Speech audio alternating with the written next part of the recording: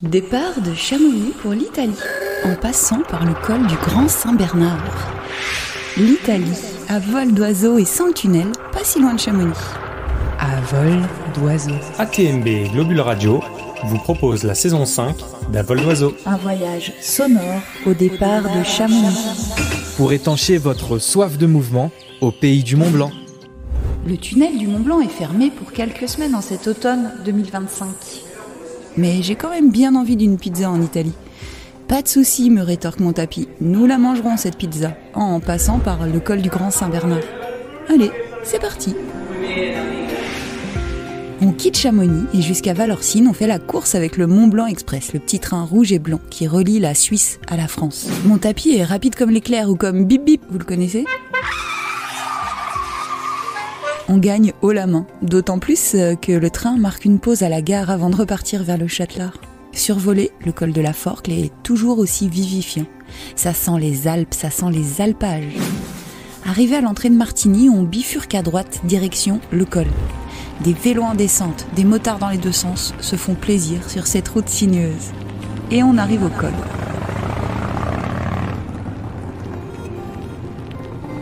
Le col du Grand Saint-Bernard était autrefois appelé le col du Montjoux. Il fait frais ici, on remet une petite laine.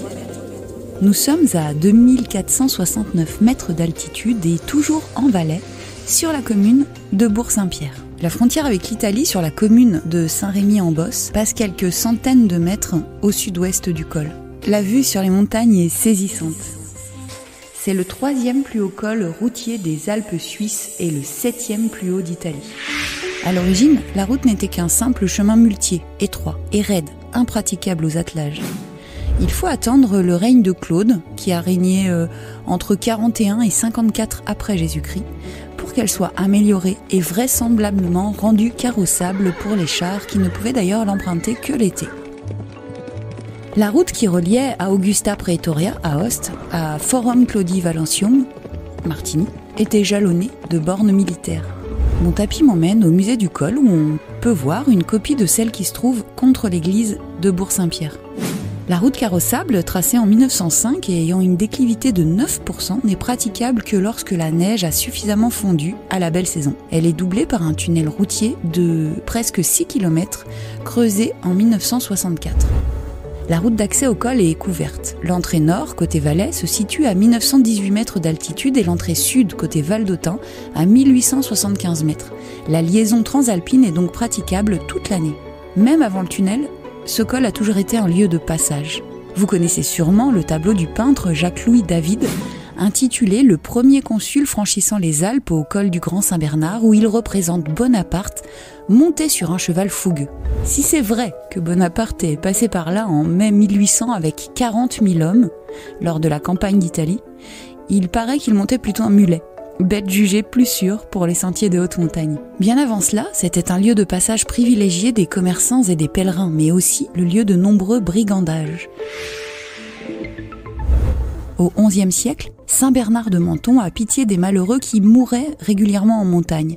Il obtient de l'évêque d'Aoste qu'une expédition délivre le lieu des brigands et que l'hospice soit reconstruit pour héberger et secourir les voyageurs. C'était en 968. Le col change de nom en hommage à son bienfaiteur. L'hospice est ensuite placé sous la juridiction de l'évêque de Sion.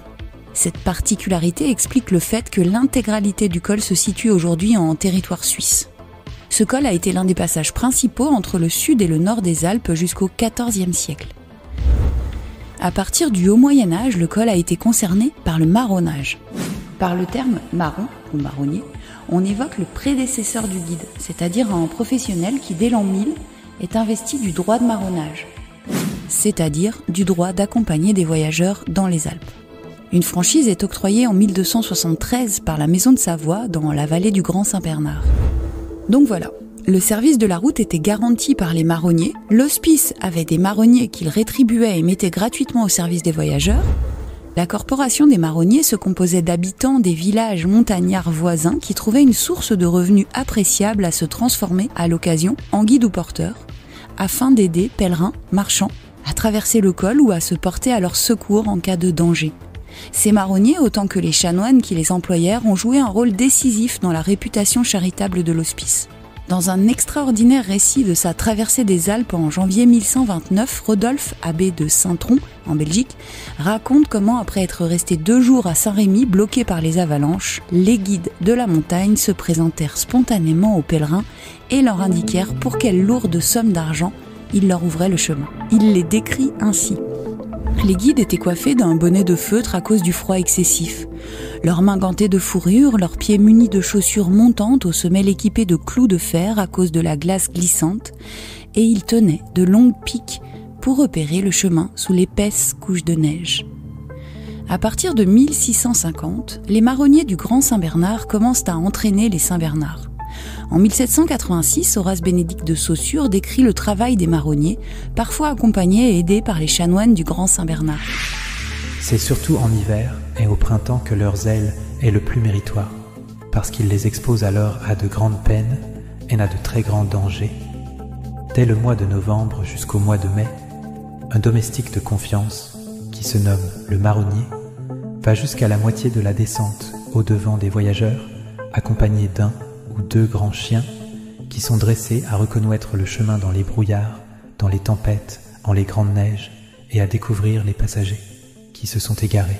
Souvent, les religieux remplissent eux-mêmes cet office pour donner aux voyageurs des secours temporels et spirituels. Ils volent à leur aide toutes les fois que le marronnier ne peut pas seul suffire à les sauver. Ils les conduisent, les soutiennent, quelquefois même les rapportent sur leurs épaules jusque dans le couvent. Souvent, ils sont obligés d'user d'une espèce de violence envers les voyageurs, qui, engourdis par le froid et épuisés par la fatigue, demandent instamment qu'on leur permette de se reposer ou de dormir un moment sur la neige. Il faut les secouer, les arracher de force à ce sommeil perfide qui les conduira infailliblement à la congélation. Le rôle des marronniers dans la région du Grand Saint-Bernard est tellement important que le roi Victor Emmanuel II de Savoie décide en 1658 qu'ils sont exemptés des obligations du service militaire en les proclamant ainsi soldats de la neige, qui gardent les mêmes fonctions mais deviennent plus strictement organisés. Le corps des soldats de la neige a été supprimé en 1927. Avant de partir sur l'Italie, je fais une halte paisible. Je traverse le petit pont de bois sur le lac, je dépose mon tapis au sol, il fait frais à cette altitude et je me tourne vers la Suisse. J'admire l'hospice du Saint-Bernard, grande bâtisse qui domine le lac. Puis, je me détourne et je suis la route indiquée par la statue de Saint-Bernard, l'Italie. Je redescends vers Saint-Rémy-en-Bosse, nouvelle halte incontournable pour déguster son fameux jambon. Et si vous n'avez pas de tapis volant, rejoignez le col du Grand Saint-Bernard après la RN 205.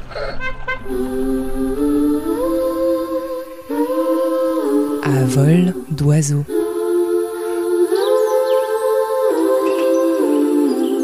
La saison 5 d'À vol d'oiseau à retrouver chaque mois avec un nouvel épisode au départ de Chamonix. À très vite pour un nouveau voyage avec ATMB et Globule Radio.